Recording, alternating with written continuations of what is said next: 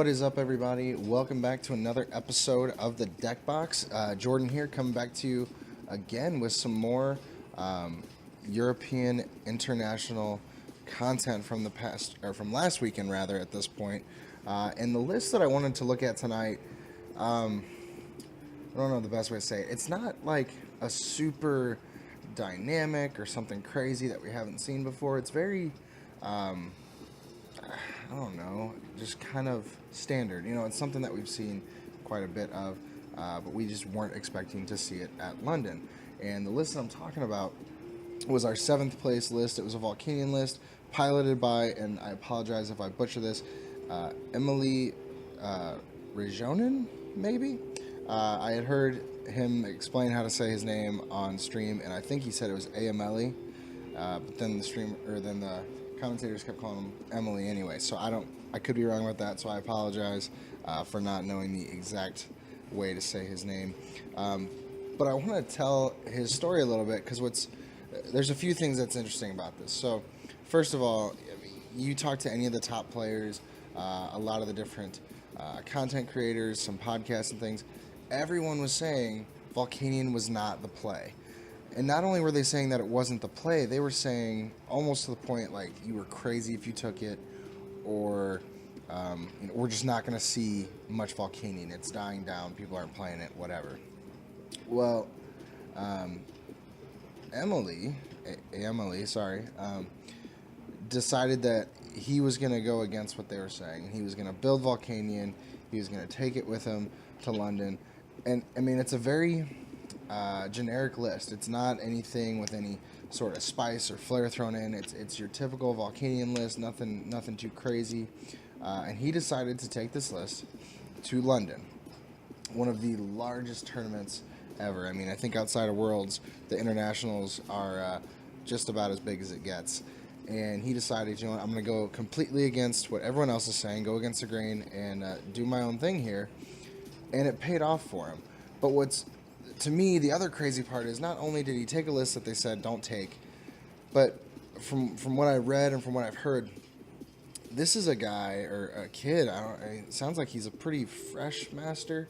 I don't want to say first year, but pretty fresh. He looked pretty young. He had never been to a tournament larger than a League Cup. He had never gone to any regionals or anything like that. He'd done some League Cups and League Challenges. Nothing huge. And then he takes this to London, the list that people said don't play. He says, I'm going to play it anyway. He takes it, and he gets 7th place, top 8'd with this, in a nearly 800-person event, which is just ridiculous, okay? For a top player to take this list when everyone said don't take it and make top 8 with it, that's a big deal. But for someone who, quite honestly, it was kind of a no-name before this happened, it's incredible, and congrats to him to be able to go that far. And what I liked about him, okay, I gotta be honest, what I didn't like about him at first ended up being what I liked about him in the end. When I was originally watching the stream, at one point, I forget what round it was in, but he had made some slick move or whatever, and he winked at the camera, and I was like, this kid is cocky. Like, he's just, and it kind of irked me, I'm not gonna lie. I don't like cockiness. And that's how I took it. But as I watched him play more, he didn't get upset, or he didn't even look down at all if he lost a game. He was just like, I'm happy to be here, kind of thing. And then you watch his interview and you realize that he's legitimately just there to have fun. It wasn't about the points or the money for him. He's just like, this is fun. I'm enjoying this. And that wink at the camera, it seems like he was just enjoying his moment. And, I mean, it's hard not to, being up there, being on stream, whole world watching you, had to be pretty cool. So, like I said, I kind of mistook it for cockiness, but really it's just, he was loving it. He was loving his time there, so I can definitely appreciate that. I appreciate his, I guess we'll call it his spunk and his enthusiasm and his grit to be taking this list and doing so well with it. So without further ado, I'm going to run through this list real fast. I'm not going to get too deep into it because, again, this is a list we've seen time and time again. It's changed very little over time. It's really just the counts now that get tweaked. and then we'll get into some matches with it and see what makes this list still tick. So, obviously, from the face of it, it's a Volcanion list. So we're running 4 Volcanion EXs, focusing on that Steam Up ability, do more damage, 30 damage extra for each fire energy you discard using Steam Up. And obviously, your Volcanions can only use one of those per turn for each of them. And then Volcanic Heat, 130 damage. You can't attack. This Pokemon can't attack during your next turn. Pretty generic card. A lot of people know about it. The other Volcanion that goes in this list is the Baby Volcanion. Mainly, you're going to use Power Heater, choose 2 of your bench Pokemon, attach a Fire Energy card from your discard pile to each of those Pokemon. Excuse me. So obviously, early on, you're going to want to be Ultra Balling away some Fire Energy, or Sycamoring away Fire Energy, or using Steam Up to get the energy into the discard pile so that Baby Volcanion can do its thing and power up the bench. So you're doing 2 things when you Steam Up. You're doing the extra damage, and you're also allowing Volcanion to spread some energy. Next, we have some supporting characters in this. We have 2 Turtonator GX, has that Shell Trap attack for just 2 colorless energy, does 20 damage, so it seems kind of boring, but you also, during your opponent's next turn, if this Pokemon is damaged by an attack, doesn't matter which Pokemon from your opponent's side of the field attacks you, if you are attacked, you will, or your opponent will take 80 damage. So essentially doing 100 damage, choice band 130, solid attack for just 2 energy. And a lot of times what happens is your opponent's not going to take that damage because they're usually going to try to Gizmo around or something. But if they can't Gizmo around, they'll either just buck up and take the damage, or they don't attack. So you just bought yourself a turn every time you do that. So really, no matter how you look at that attack, it's not a bad attack at all. Then, of course, Bright Flame does 160 damage, and you discard 2 Fire Energy from this Pokemon. That could have some synergy with Baby Volcanion as well, so you can switch in and out between those 2 and make something happen. Last, we have Nitro Tank GX. Attach 5 Fire Energy cards from your discard pile to your Pokemon in any way you like, and of course, it's only 1 Fire Energy to do that. This is great for typically late game. You're kind of coming down to the wire, and you know that if you can Nitro Tank, you can set your board up for the next turn or 2, you have the game.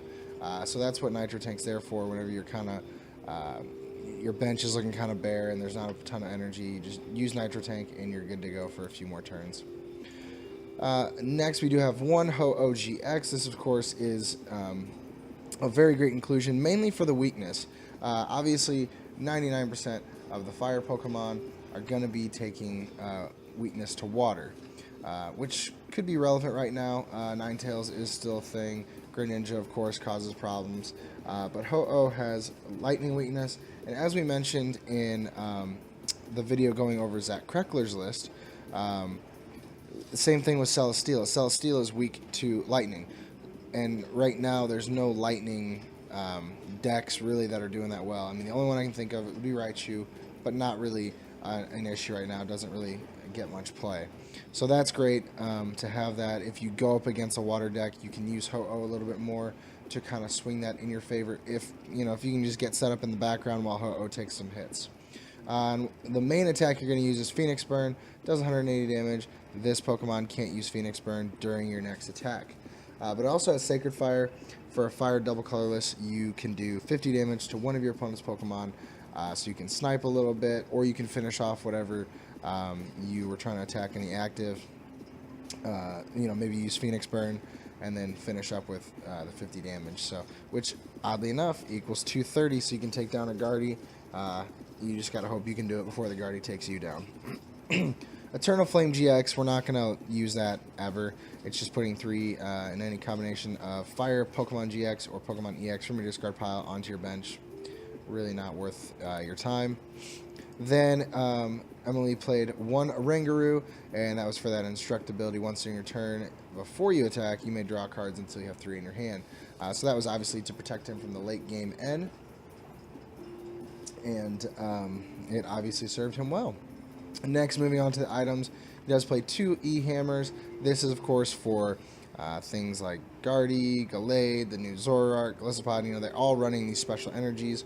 So E-Hammer comes in and disrupts them a little bit and keeps things going so that you can kind of get a leg up on your opponent. Played 2 Field Blower. Obviously, we're trying to keep our abilities online, and we can prevent Garb from doing its thing when, we can keep Garb from shutting us down.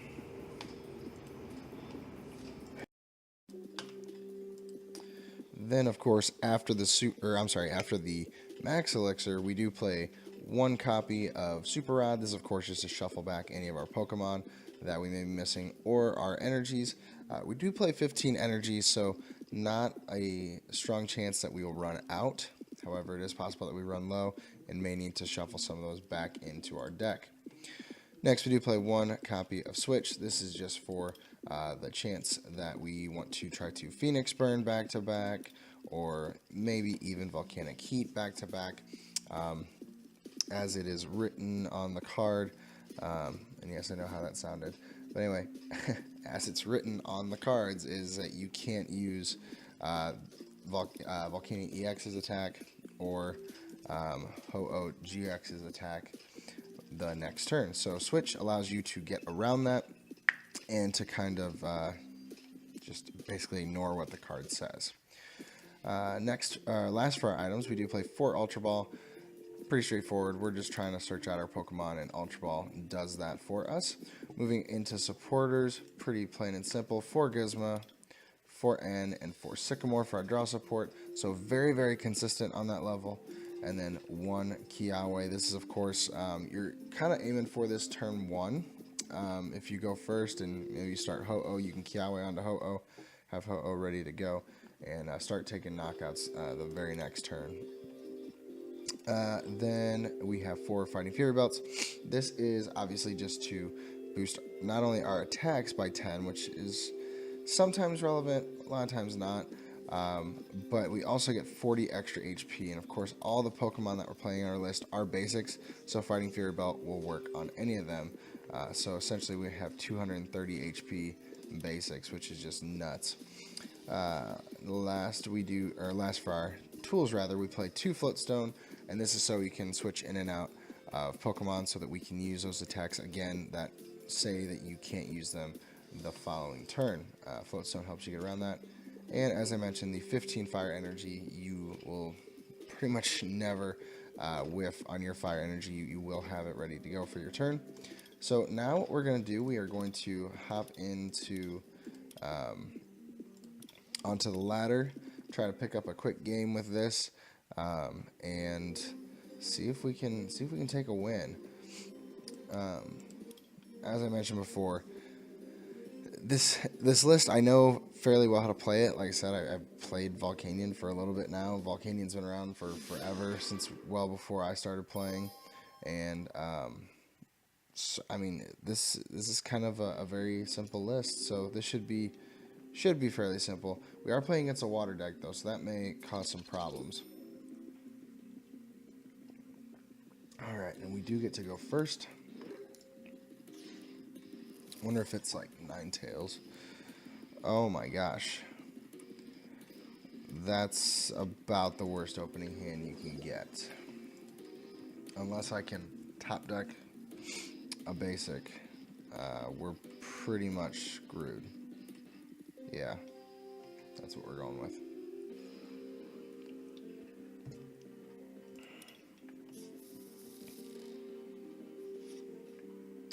And on top of everything else, it is Greninja. Wow. That's rough.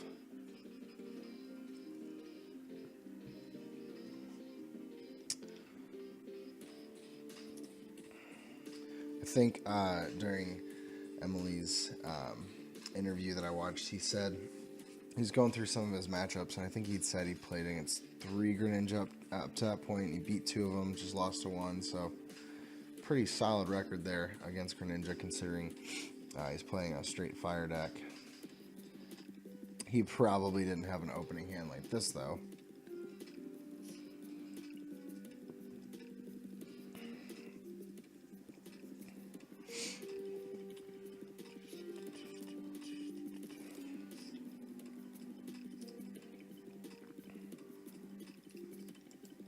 Oh, and he's going to NS. Thank you.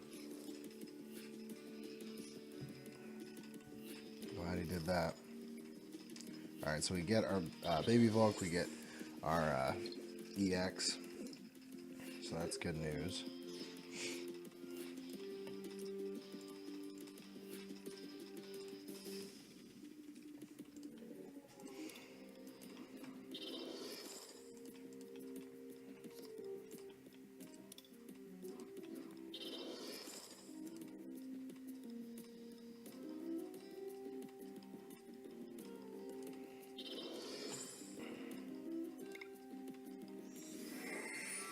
Trying to hit a float stone or a switch off of this. Didn't get it. Okay. That's fine.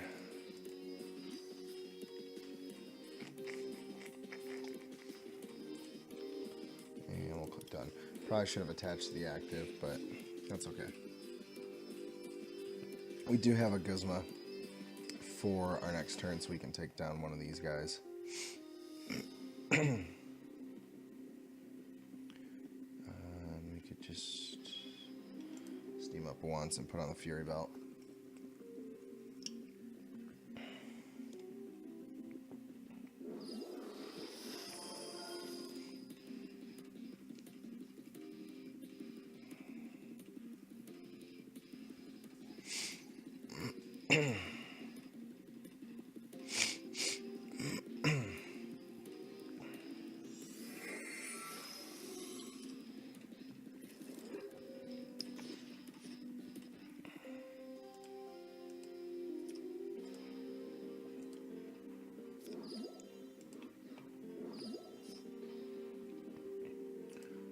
So if we steam up once, it gets us to 50.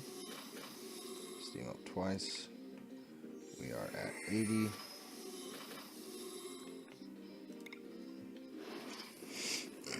Put some energy here and here.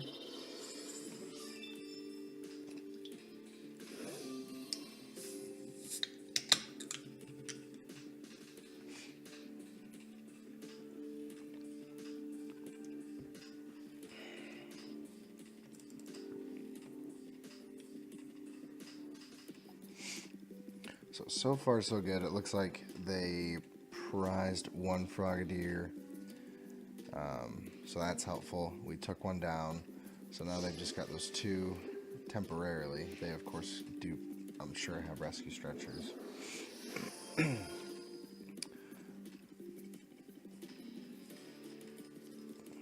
I could retreat into this Volcanion on the bench, I can take this Greninja out, which would be a really great back-to-back knockout.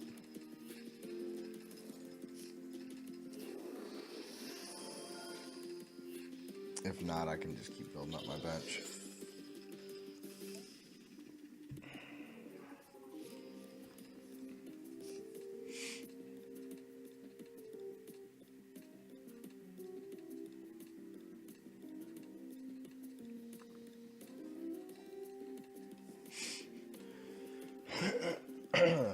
Excuse me.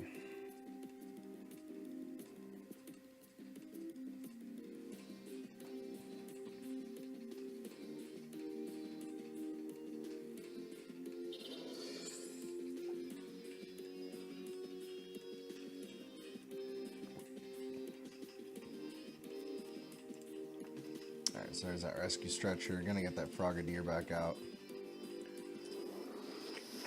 I would actually be okay if he knocked out the active, because then my EX can come out and just take another knockout. But he is not going to do that. He's just going to shut down our abilities for now, which is fine.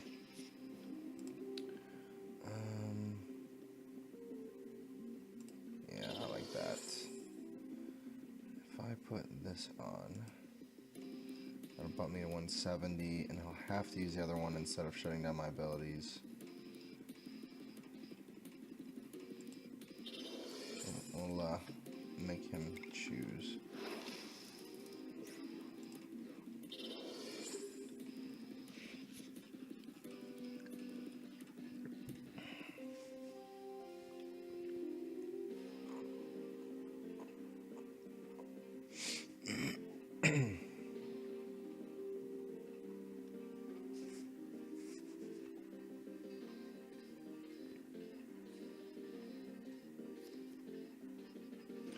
Alright, so it looks like he's probably going to go for a break.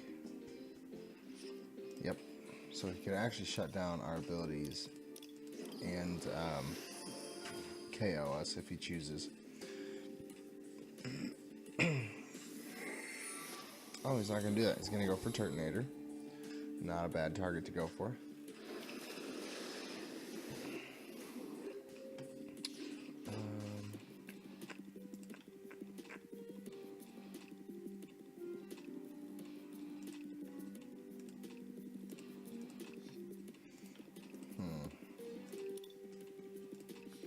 I think we just keep doing this for now.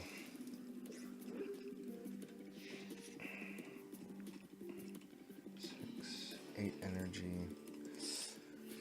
Need a switch. Switch gives me fire energy just to get out of the active.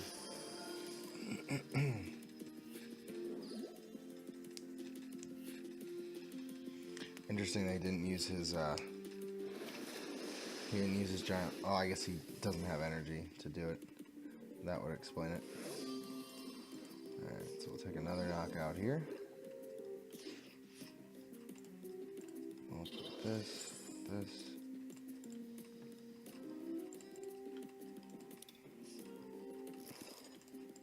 And stick him more away. Ooh, this is awesome. Okay. So let's E-hammer this away.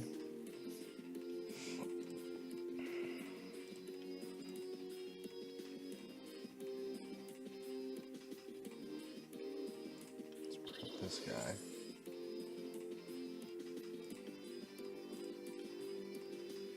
And we'll just volcanic heat for now.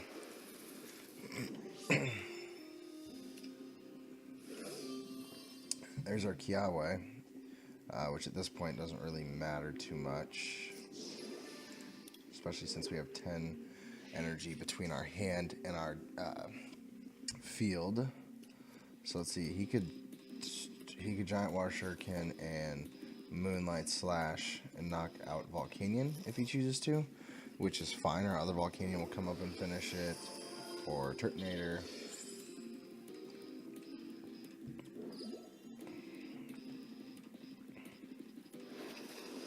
Oh, not gonna do that. Okay. Let's see.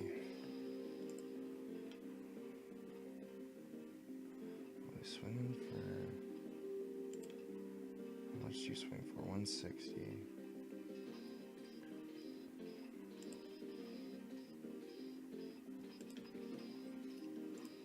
Let's keep getting rid of these.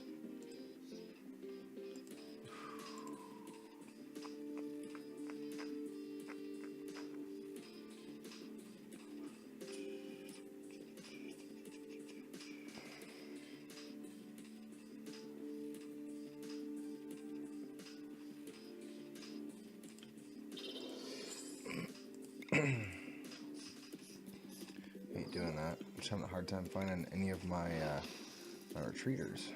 Could have Gizmoed if he hadn't Shadow Stitched.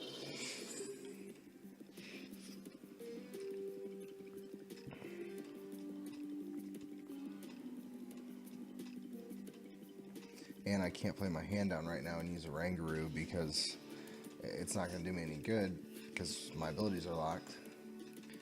So that is definitely another downside to playing against Greninja.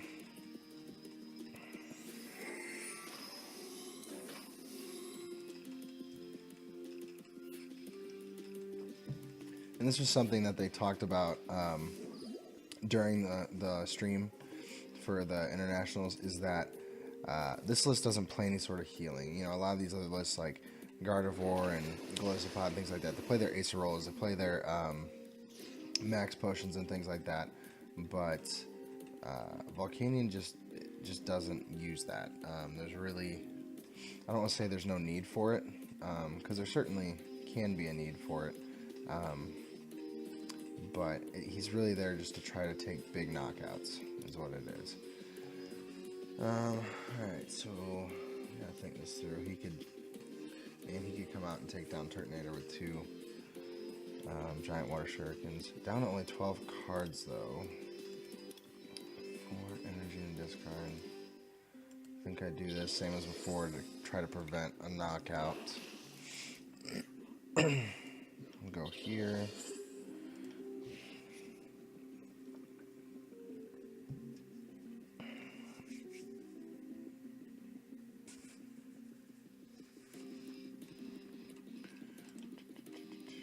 So we're gonna get, oh no, yeah, that's right, they don't have any more Frogadier in there.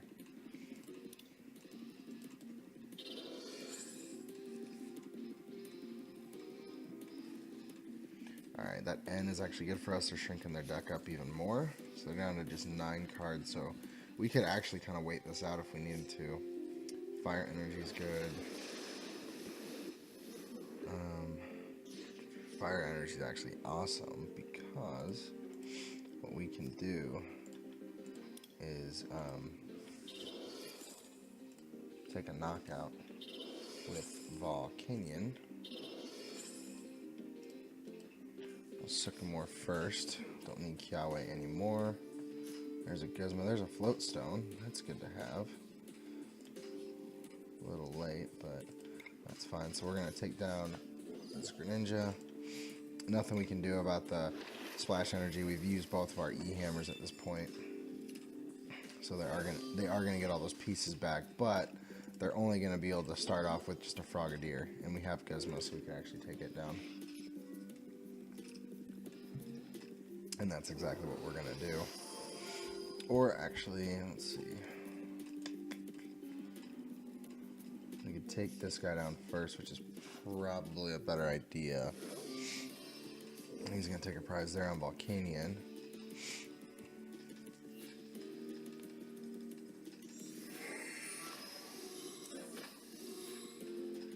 I'm really surprised that he's kept Turtonator alive this long, because right now Turtonator is the one that can come out there and just take an instant knockout. And with him field blowing away my Fighting Fury Belt on the active, I mean, obviously if he gets an energy he's going to knock us out, but it doesn't look like he's going to. But he just sealed his fate for that Greninja break in the back. It's got 150 left. We do 160, yeah. So I'm going to put one on just in case I stay alive. And we will Bright Flame. Right? Yeah. Alright. 2 left. Whew. I will be amazed if we can actually take down Greninja. And they didn't do a terrible job getting set up either. They didn't get as set up as they probably needed to be, but they staggered their evolutions and got things out in a reasonable manner.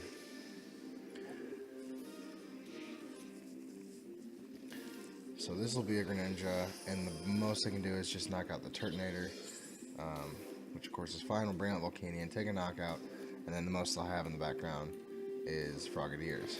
And we have a Lele to Gizmo if for some reason Bubble sticks.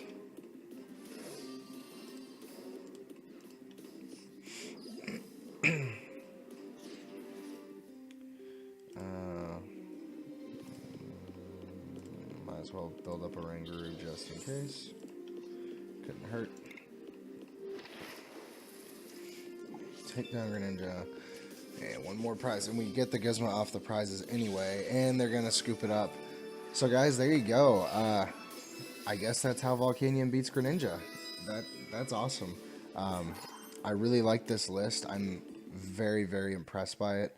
Like I said, I think the most impressive thing to me about not just the list, but just the story altogether is the player, Emily. And he is just...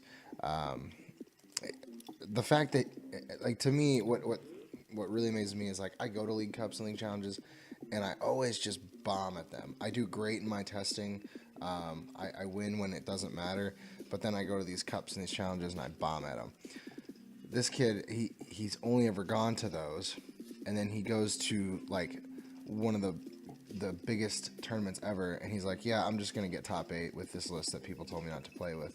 You know, so that's just impressive to me, and like I said, he's such a character, and just seems to really enjoy the game. Like he was truly there just to have fun, and I can appreciate that. So, so yeah, guys. So here's his list post up here. Like I said, nothing you haven't really seen before, but he definitely knew what he was doing, and it seemed like it worked out for him. The fact that you can actually beat what is typically your auto loss with the list is pretty impressive to me. You just gotta know how to play it. So guys, I appreciate you checking out this video.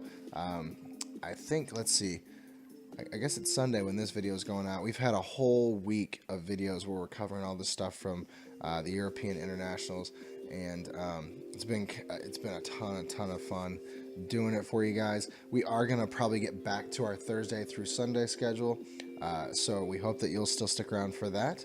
If you liked the video, be sure to like it, subscribe if you haven't already, hit the notifications so that you can see when our videos come out, and we'll see you next time here in the Deck Box, where we want to know what's in the box.